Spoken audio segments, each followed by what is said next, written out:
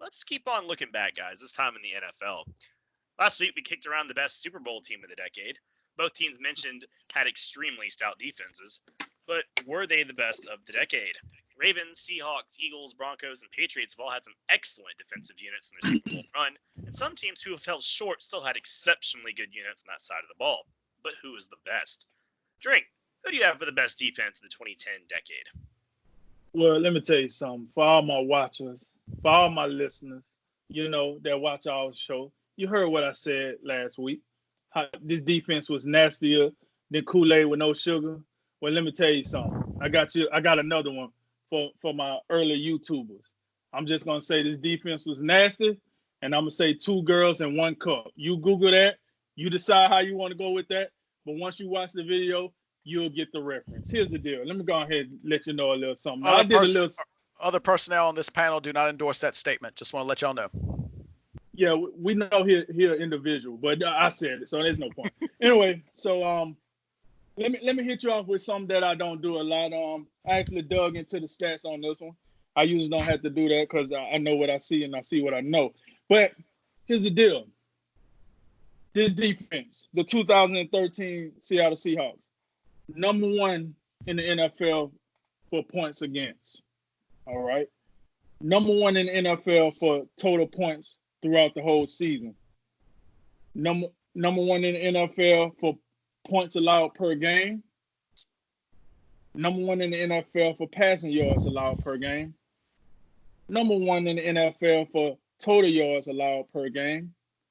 Number 8 in the NFL for rushing yards allowed per game. And number 1 in the NFL with turnovers made. Now, that's the team acclimates. Oh yeah, by the way, let me give Dan Quinn a little shine. He was a defensive coach. This what got him the Atlanta job that he might be losing this season if they don't go ahead and shape up, but that's neither here nor there.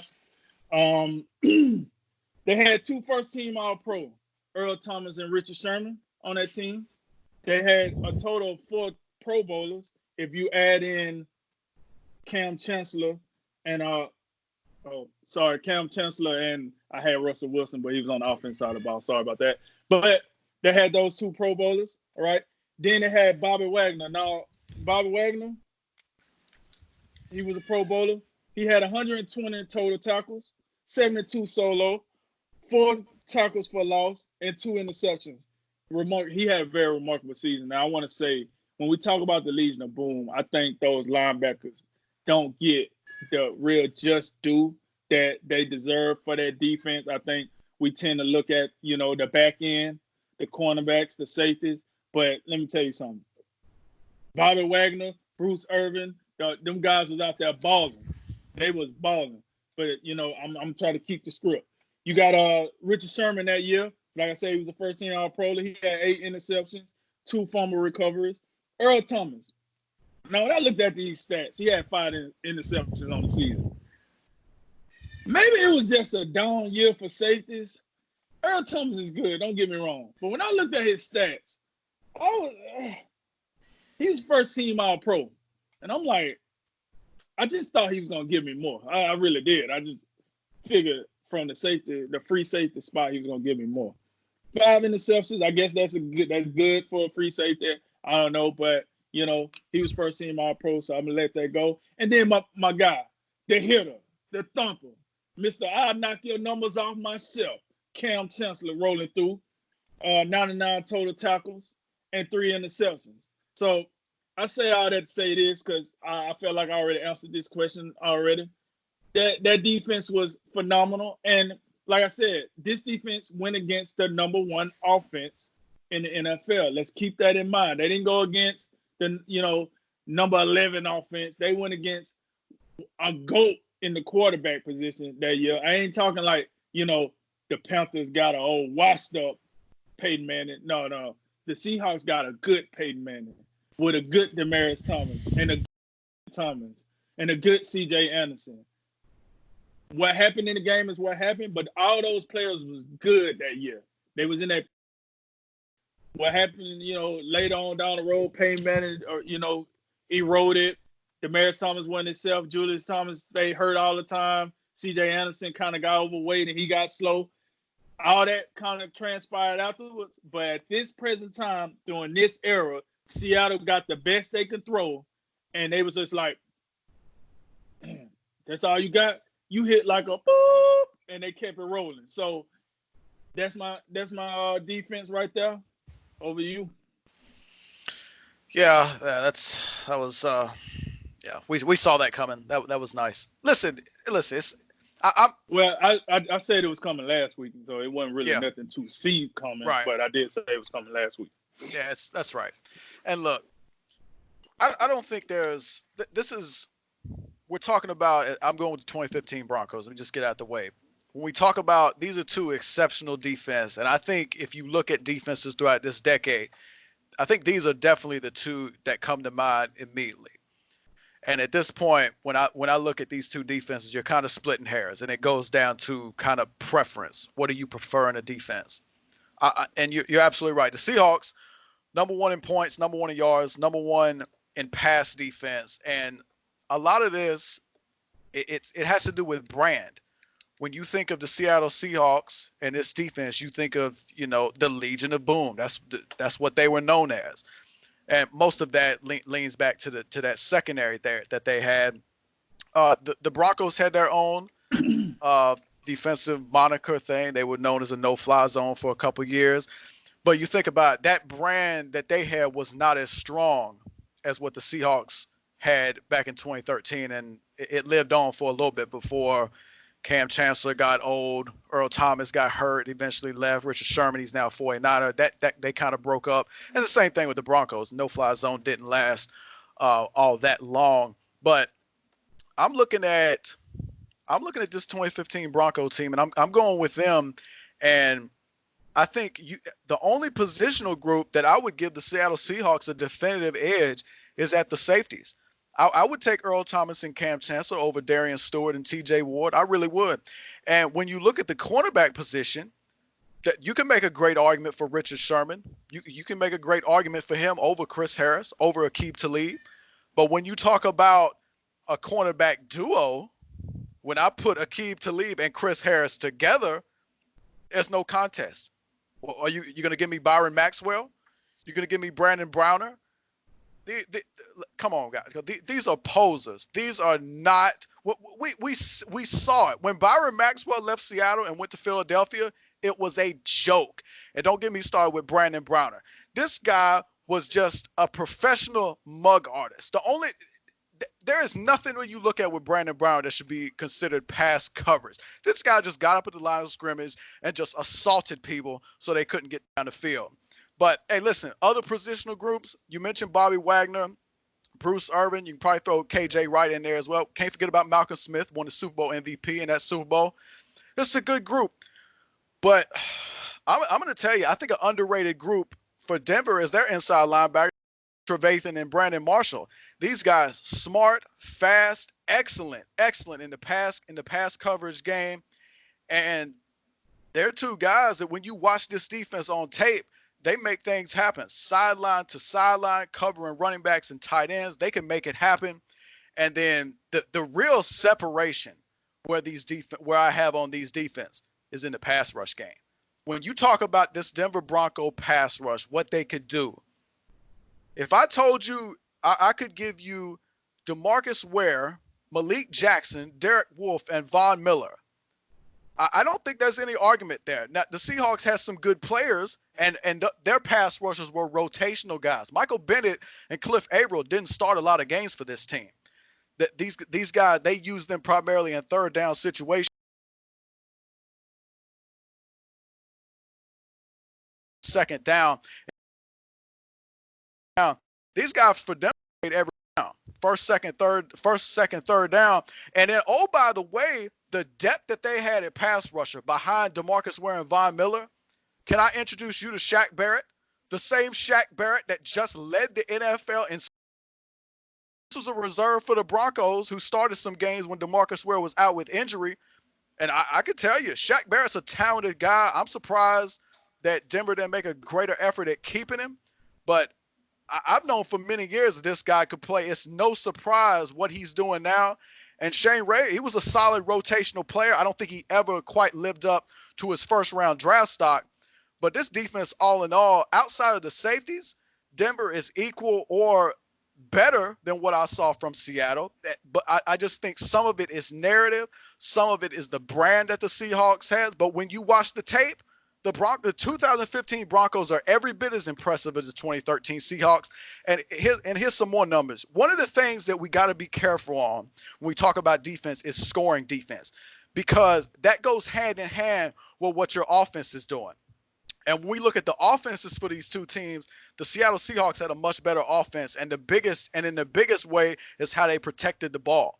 The Denver Broncos in this season of 2015, they were third in the NFL in giveaways. They gave the ball away 31 times. In comparison to Seahawks in 2013, they gave the ball away 19 times. So what that did for the Seahawks is their defense was primarily never in bad position, and that led to them being able to lead the league in scoring defense. Meanwhile, Denver and Seattle plus 20 in turnover differential in 2013. This 2015 Broncos defense, despite being seventh in the NFL at takeaways with 27, they were -4 in turnover differential. A Super Bowl champion team with a negative turnover differential because Peyton Manning was cooked. That's just what it was. He wasn't the same. He couldn't get it done like he used to. And still, even with that being said, the Broncos were still the fourth best scoring defense. If Peyton Manning had just protected the ball they would have been number one in scoring defense as well. And back to the pass rush point, the Broncos in 2015, 52 sacks, first in the NFL. Their sack percentage, 8.3%. That was first in the NFL. Compared to Seattle, 44 sacks. That was tied for eighth. And their pressure percentage was 7.7%, fifth. Still very good, but not as elite as what the Denver Broncos were doing. And last point to what these guys did in the playoffs.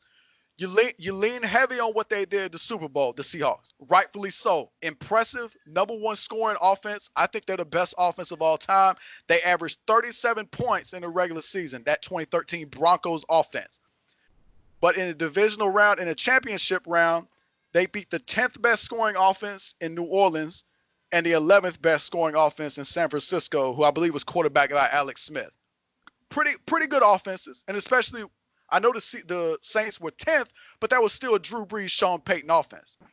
The Denver Broncos in 2015, the fourth-ranked scoring offense in Pittsburgh, the third-ranked scoring offense in New England, and the first-ranked scoring offense in Carolina. I'm going with the Denver Broncos. All right. So, where did the Carolina Panthers rank in all these numbers? Total offense. I know they were number one in rushing. They were first. They were first in rushing. They were first in scoring offense. Oh, okay. But what was that in passing? That they were not first. I can tell you that. I know you could tell me that. They were not as good as the 2013 Broncos. Absolutely right. They did have the MVP though. Yeah, that was predominant runner. So stats sound good, but you know what I'm saying. I just know it's kind of like. So now we're saying, like, hold on. It's kind of like when you watch a heavyweight fight, and then it's 1 versus 2, and they coming in now. The two get credit for fight number 1, not fight number 8. So when you compare these numbers, some of them don't sound as even. I mean, of course, you're gonna bend the numbers in your favor. That's how the debate goes. But of course, like. These numbers, some of them just not sounding as even as they should. But, you know, I don't expect you to give me the upper hand. So I don't blame you for that. I will say this. And again, I just told you that first-ranked scoring offense of the Carolina Panthers, it was nowhere near as good as that Bronco offense that Seattle shut down in that 2013 Super Bowl. I'm giving you that. But I think we're being a little bit unfair to Cam Newton now. Because we've said that Cam Newton was unfair to Cam Newton in that Super Bowl. You have said Cam Newton only had one good season, which was 2015, when he was an MVP, when he threw 35 touchdowns and 10 interceptions. And now we're not even going to give Denver credit for what they did to him in that Super Bowl. I didn't say Denver don't get no credit. I just But said I just felt not as like much credit as Seattle does. Seattle climbed the higher mountain. You ask anybody that. Seattle climbed the higher mountain. Pound for pound, that Because Denver Broncos defense you is like to just as remind good me, as Seattle. and you like to remind me who did Cam Newton have to throw to? I mean, Peyton Manning, he was a Pro Bowler, and he threw it to like at least two other Pro Bowlers off the top of my head. Like, you the one. Your word is, oh, Cam Newton ain't have nobody, so that's why he wasn't that good. So who did he throw to? Why? How impressive was that team offensively? That makes the MVP award all that more impressive. For Cam Newton, I guess. The rest of the team, whatever. He still can't get a job though. By the way. Yeah, I wonder why. I feel like the host on the First Take when Max and Stephen A are yelling, and I'm just kind of sitting here like, Well, I mean, we gonna start breaking character. I'm king of that. We can do it. It's good. I'm all about it. I talk some shit. That's for sure. We can do that. Looking back at all the 2010s defenses, and I think these are the two. They're 1 and 2 in some respect. I think that you look at the Patriots had a lot of good defenses, but you also you always asterisk them because of how well they were coached. And I could throw in the 2017 Jaguars. Actually, when I looked it up, I didn't expect them to be on par, but they mostly are when you look at total team defenses. They had more sacks than either of these teams. They had lower passing yards per game allowed than either of these teams. And they were a little bit worse in the rushing department, and they forced about as many turnovers as the Broncos did. They forced a few less turnovers than the Seahawks. The two things, though, I would keep them off the list on were they couldn't stop the run all that well. They allowed 1,800 rushing yards and 116 rushing yards per game, and they didn't play that many great quarterbacks. They pretty much Ben Roethlisberger is probably the best quarterback they played besides Tom Brady, who they lost to. But looking at the Seahawks versus the Broncos, man, it is really close. When we talked about the Super Bowl teams, I lean towards the Seahawks, and I think that's probably where I would stay with.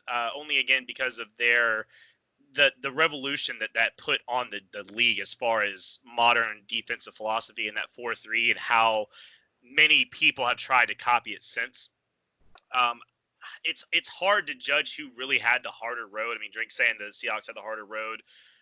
Man, that Broncos squad, that defense really was carrying water. I mean, because that's one of the things you have to look at, of course, like y'all have said so far in this. When you're talking about a team a defense, you can't just look at it in a vacuum. You got to look at who the offenses were as well, because if your offense stinks and you're on the field all the time, obviously you're not going to be playing as well as if your offense is always taking care of the ball and doing the good things and putting you in a position where you always get to play ahead. That means you can force more turnovers. That means you can rush the passer more.